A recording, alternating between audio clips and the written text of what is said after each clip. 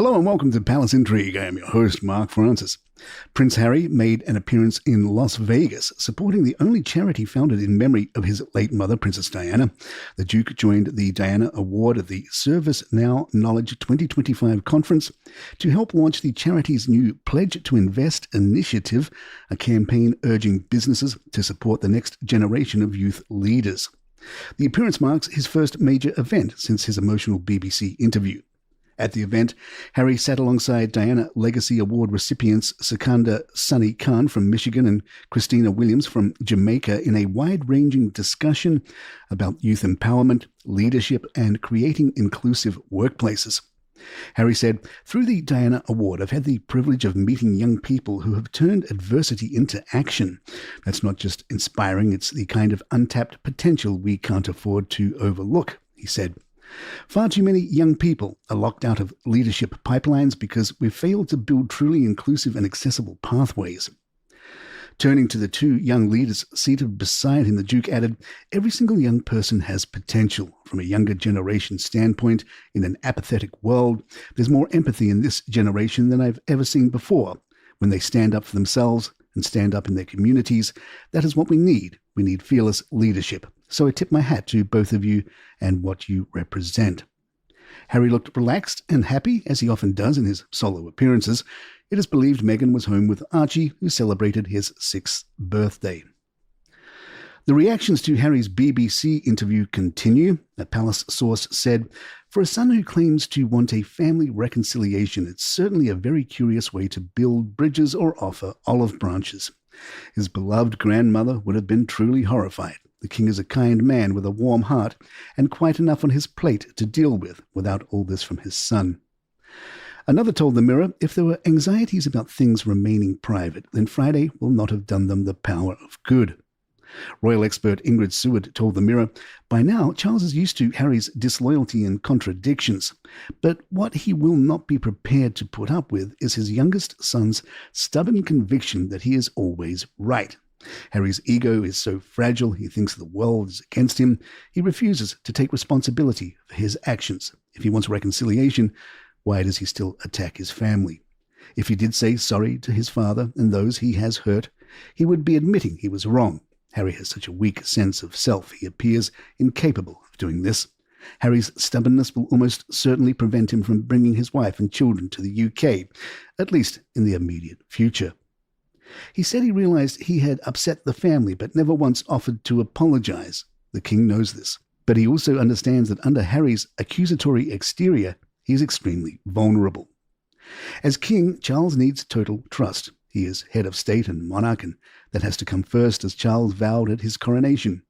He will be very sad it has come to this, but if he can't trust Harry, he has to avoid him until such time things change, if they ever do. Royal expert Jenny Bond adds, "Imagine the scene. King Charles, presumably having been told that his youngest son had given a TV interview, tunes into the BBC to hear Harry accuse him of not caring about his safety. He hears that the establishment, and by implication the royal family, tried to imprison Harry and his wife and children, allowing their security to be downgraded in order to force them to stay in the UK.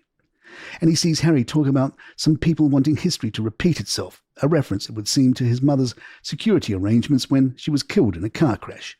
Contrast this with the king's very first broadcast the day after the late Queen died, in which he made a specific point of expressing his love for Harry and Meghan as they continued to build their lives overseas."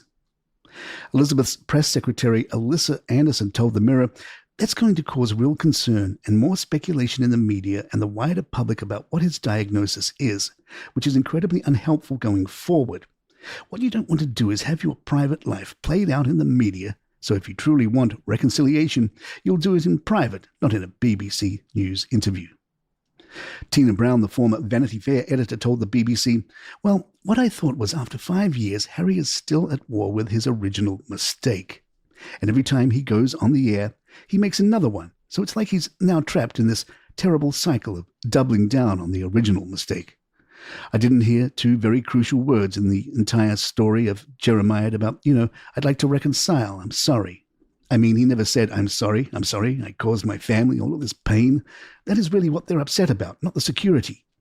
I think he thought he could just blow it off in his reckless, sort of hot-headed, Harry Hotspur way, charged out of the royal family with all of these issues completely unresolved.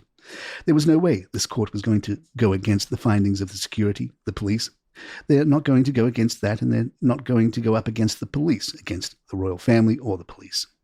In the Telegraph, Celia Walden writes, "No happy person lives in the past to this extent, and for that reason, I feel genuine sympathy for the Sussexes. Is there anything more leaden and embarrassing than celebrities posting meaningful Instagrams? Images that are supposed to be arch and clever, working as they do on several levels, but are in fact as subtle in their messaging as a jackhammer to the head.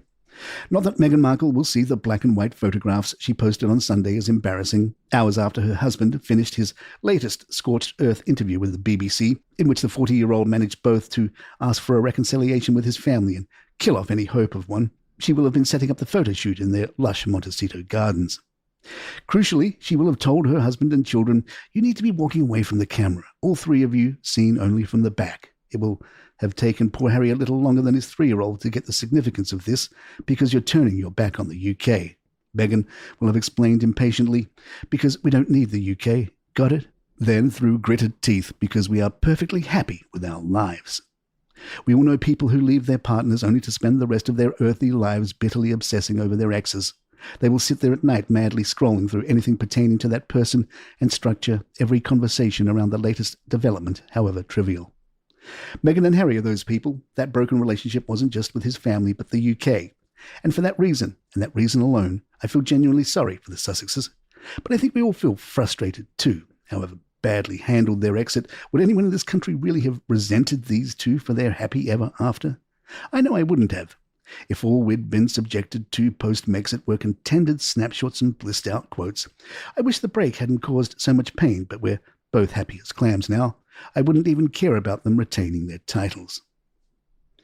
Carol Malone in The Express was more direct under the headline, "Prince Harry, you're a spiteful, whining idiot nobody in the UK can be bothered with." Carol writes, "How damn well dare he suggest his father might die before he gets to see him?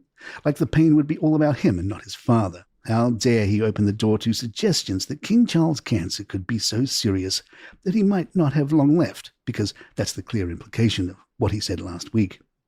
And he said it not out of any concern for his father, but because he wants us to feel sorry for him. From the minute the King's cancer was diagnosed and throughout his treatment, no one, not the royals themselves, not Buckingham Palace, not the media, have ever suggested he might die, because it's just not something that should be speculated about on a public platform.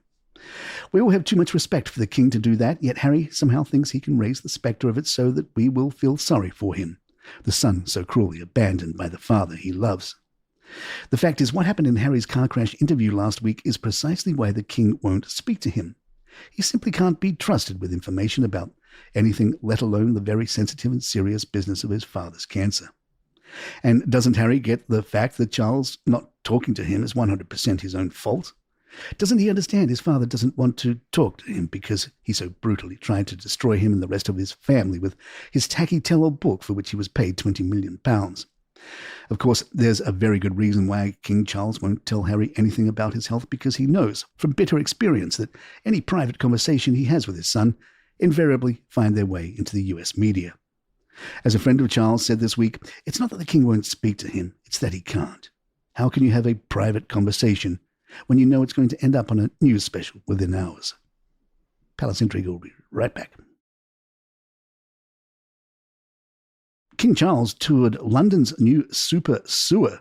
His Majesty the King has marked the completion of one of London's most ambitious engineering projects by visiting the Thames Tideway Tunnel, known informally as the Super Sewer, on Wednesday. The 25-kilometre-long tunnel, 10 years in the making, is designed to intercept and divert sewage away from the River Thames, helping to reduce pollution by an estimated 95%.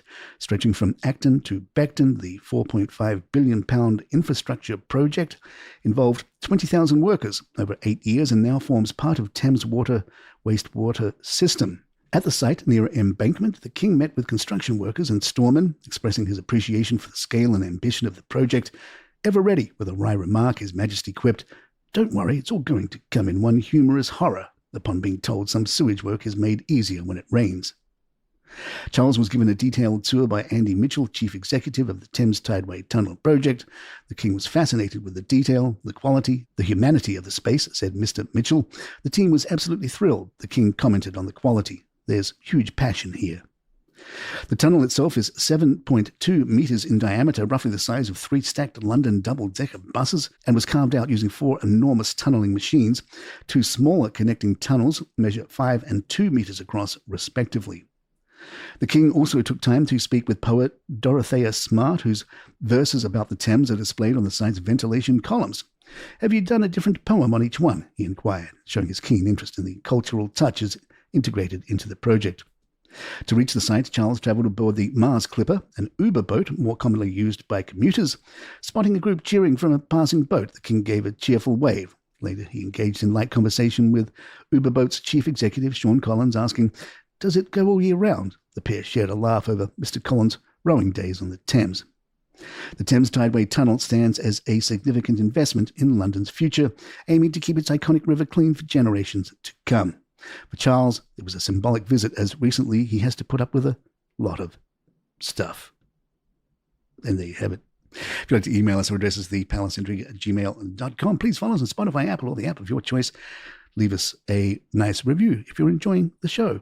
And don't forget, we have another new show out from Caleroga Shark Media called Diddy Do It, and it's following the sex crimes trial of Sean Diddy Combs in New York, which started this week. And you can follow along with the daily podcast. Just search for Diddy Do It in your favorite podcast app. I'm Mark Francis. My thanks to John McDermott. This is Palace Intrigue. Good times.